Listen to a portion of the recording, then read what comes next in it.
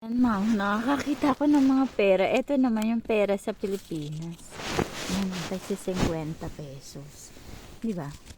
Yan, mas doon sa mga envelope ko, may tagwa 100 pesos. Yun yung umuwi ako ng Pilipinas. Inibigay ko na yun sa family ko. Wag daw, lagi daw ako kasi in case na kung may mangyari, meron akong pamasahe pa uwi sa bahay. Kanina naman, nawawala yung swimwear ni Akemi. Pero nilabang ko siya. Talagang nilabang ko na. Sabi ko, baka nailagay ko dito. Baka na sama dito na libing. Sabi niya, mama, hindi ako magsiswimming. Pag yung sando lang. Wala yung jacket. Kasi bagong bili yun, di ba? Ayan. Di hanap ako ng hanap doon sa sampayan. Nalaglag pala doon banda sa pintuan. Pero hindi siya nalaglag sa sahig. Sa lang, yung clip na upuan. Yung pang garden, di ba, pang veranda na upuan ko.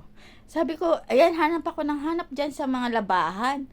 Yan, doon. Sabi ko, hindi kaya nasama na itapon ko sa basura. Sabi ko, maglilinis pa naman ako. Ayan lilinisin ko na naman siya. Kasi nga, di ba, malapit na naman yung check. Yung magche-check na naman sila kung nalinis na dito. Hindi naman ako naghahanap ng pera na kasi give up na ako. Meron na akong marami. Siguro yung mga nakakita ko naman. Hindi naman ako naghahanap ng barya, di ba? Kusa ako nakakahanap.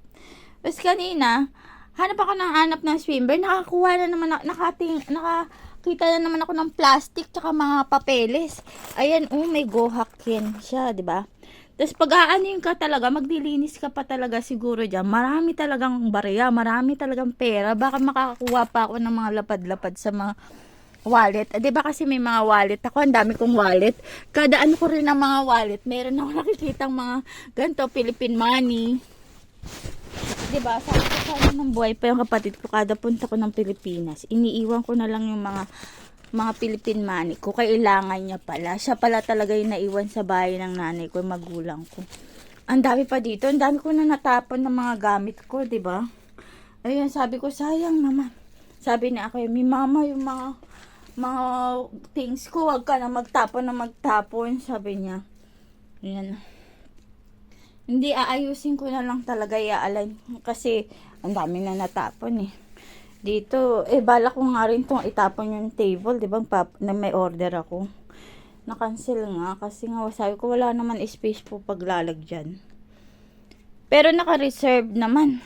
Sabi ko, hindi naman ako pwede din ng mga furniture. Hanggat hindi tapos sa mga basura dito. Saan naman, wala nang lalong magiging space. Ang daming ang order na furniture. Eto, sabi ko, tsaka nakaluwag-luwag din ako diba? Kasi ang mahal din ng double deck na to, diba? Ayan, ginawa ko rin tambakan, diba? Ayan. May nawawala ang isang cellphone. Saan ko na ilapag na naman? Sa dami kasi dito. Ikaw ba naman? Nandito pa yung cola ko. Yung Pringles. Ayan, dami nga. Ayan, yung sapatos ni Akemi. Bagong-bago pa. Nasaan yung isang peraso na ito. Ayan. Nandiyan pa yun. May mga maleta pa ko. Yung dati kong maleta. Yung electric pan yung namin gamit noon.